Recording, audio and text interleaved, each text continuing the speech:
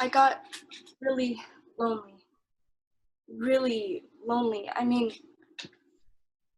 what were they doing with them? Stuck in some dusty album or crammed in an old, moldy box? One time, in this rusty old metal-sided suitcase, shoved all the way in the back of some closet, some corner, under some bed. Forgotten away behind all that other stuff. All that other stuff. And I do mean forgotten. Nobody noticed. Not one peep. Not one police report. I check the police blotter website every day. Sometimes twice a day. Hey, sometimes it's interesting what people do that get them in trouble. But I never got in trouble. They didn't even care.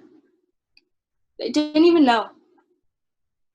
Everybody hanging around, me hanging around too. You got to know when people were home and when they weren't. And when they weren't, what the hell? I mean, what else was there to do? And I wasn't messing anything up. I wasn't stealing anything. Well, if they don't know something's gone, that's not stealing, right? They didn't even know. My grandparents are long gone. My dad, never met him. My mom's a first responder, so she's working all the time now. I was just snooping around, you know, interested. Sick of our apartment. What's in everybody else's? They're all the same, right? So how did they arrange the furniture? What's their solution for the drippy window air conditioner? What did they do with the cubby holes in the utility closet? And that's when I started to find, well, something that was in all the apartments, but ours.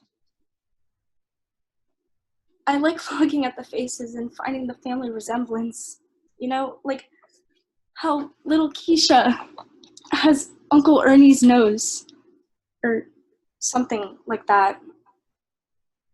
Sometimes I found those in families that didn't even know each other, never even seen each other. Nobody knows anybody else here. They're all just crammed away in their own apartment, crammed in their own corner, just like these pictures were. But I brought them together, see? And see how this girl from 5A, she really favors this old lady in 17C. She could be her granddaughter. They could be family. They could at least be friends. I read the blotter website and prepper sites and all that every day. There's a lot of them. The prepper sites talk about what you could do with the family photos, how to save them, preserve them. And all the polls everywhere always say, if there was a hurricane or a flood or a fire,